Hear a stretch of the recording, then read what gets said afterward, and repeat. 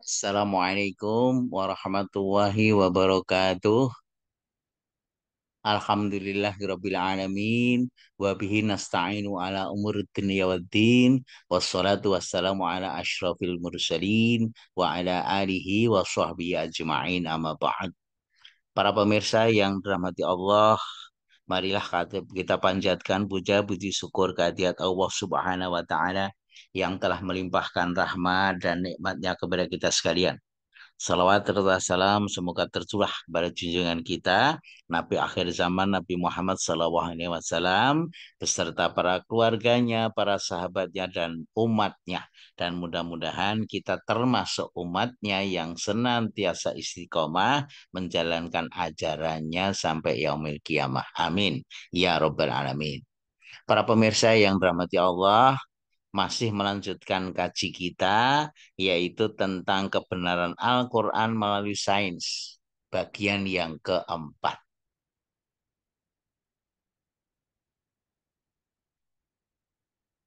Kebenaran Al-Quran melalui sains, bagian yang keempat ini terkait dengan tahapan pembentukan janin di dalam tubuh seorang ibu. Menurut ilmu pengetahuan terkini, menurut ilmu embriologi, proses kejadian manusia terbagi menjadi tiga periode. Yang pertama adalah periode ovum atau pre-embryonik, dimulai dari fertilisasi atau pembuahan, pertemuan sperma dengan ovum. Kedua, intinya bersatu dan membentuk struktur baru yang disebut zigot.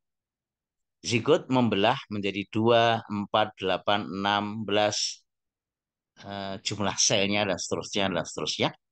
Kemudian yang kedua adalah periode embrio. Periode pembentukan organ-organ. Terkadang organ tidak terbentuk dengan sempurna atau tidak terbentuk.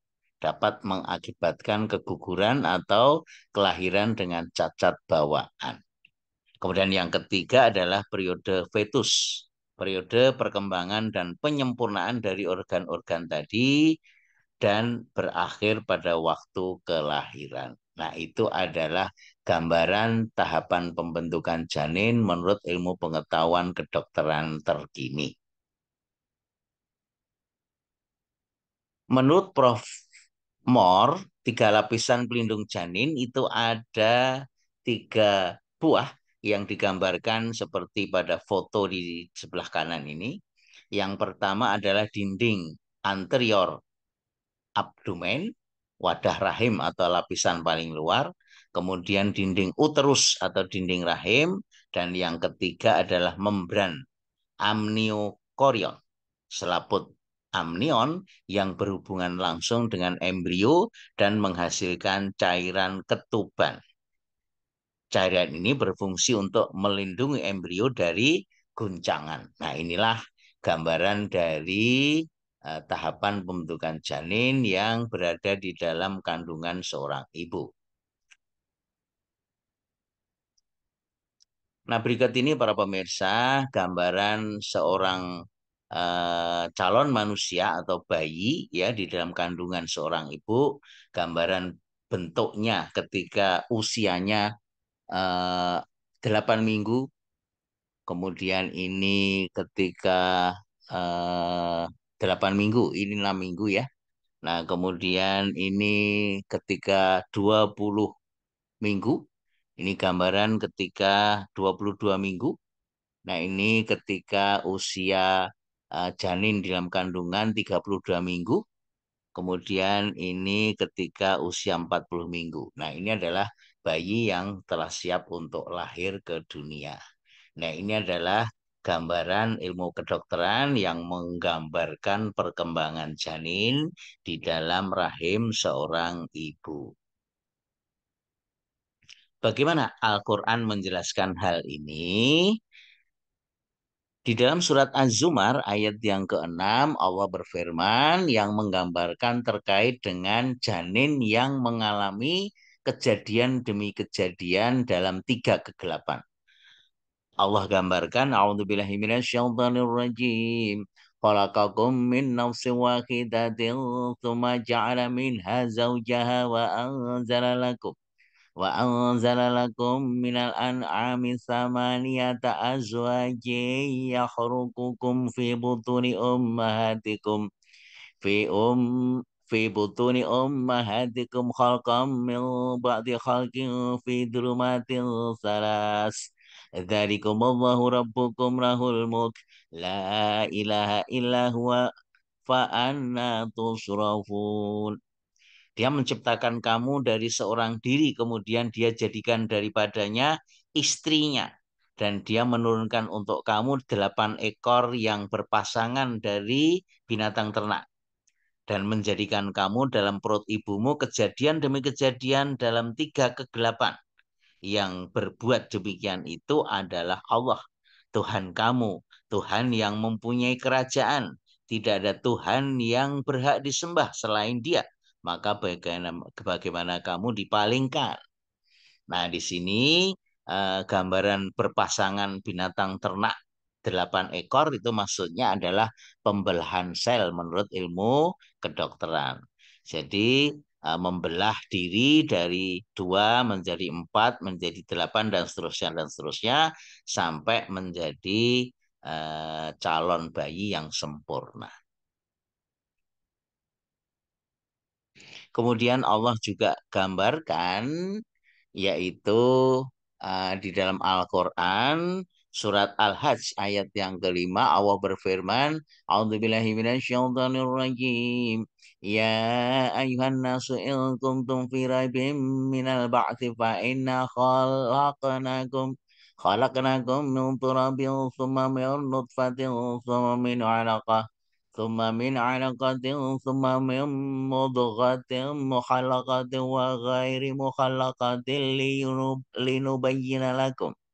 لنبين لكم ونقر في الأرحام ما نشاء إلى أجل مسمى ثم نخرجكم طفلا ثم لتبلغوا أشدكم ومنكم من يتوفى ومنكم من يرد إلى أرذل العمر لكي لا يعلم من بعد علم شيئا وترى الأرض هامدة فإذا أنزلنا عليها الماء اهتزت وربت وأنبتت من كل زوج بهيج. Hai manusia, jika kamu dalam keraguan tentang kebangkitan dari kubur, maka ketahuilah, sesungguhnya kami telah menjadikan kamu dari tanah, kemudian dari setetes mani, kemudian dari segumpal darah, kemudian dari segumpal daging yang sempurna kejadiannya dan yang tidak sempurna, agar kami jelaskan kepada kamu dan kami tetapkan dalam rahim apa yang kami kehendaki sampai waktu yang sudah ditentukan. Kemudian kami keluarkan kamu sebagai bayi. Kemudian dengan berangsur-angsur kamu sampailah kepada kedewasaan. Dan di antara kamu ada yang diwafatkan dan ada pula yang di antara kamu yang dipanjangkan umurnya sampai pikun. Supaya dia tidak mengetahui lagi sesuatu pun yang dahulunya telah diketahuinya. Dan kamu lihat bumi ini kering. Kemudian apabila telah kami turunkan air di atasnya, hiduplah bumi itu dan suburlah dan menumbuhkan berbagai macam tumbuh-tumbuhan yang indah. Nah, jadi ini ayat yang menggambarkan bagaimana perkembangan janin di dalam rahim seorang ibu. Itu juga digambarkan bagaimana Allah menumbuhkan tumbuhan dari bumi kita. Nah, sehingga dari sini bisa digambarkan bagaimana nanti ketika di yaumil kiamah kita akan dibangkitkan kembali atau dihidupkan kembali setelah mati dan akan dihisab oleh Allah. Nah, jadi ayat ini menggambarkan penjelasan terkait dengan perkembangan janin yang secara rinci sesuai dengan ilmu pengetahuan kedokteran terkini. Demikian para pemirsa, bagian yang kelima, kebenaran Al-Quran melalui sains yang terkait dengan perkembangan janin di dalam rahim seorang ibu. Mudah-mudahan Ini bisa menambah keyakinan kita, menambah keimanan kita akan kebenaran Al-Quran yang sesuai dengan perkembangan ilmu pengetahuan dan teknologi. Kita akhiri kaji kita bagian yang kelima ini dengan membaca subhanakallahumma wa bihamdika asyhadu an la ilaha illa anta astaghfiruka wa atubu ilaik.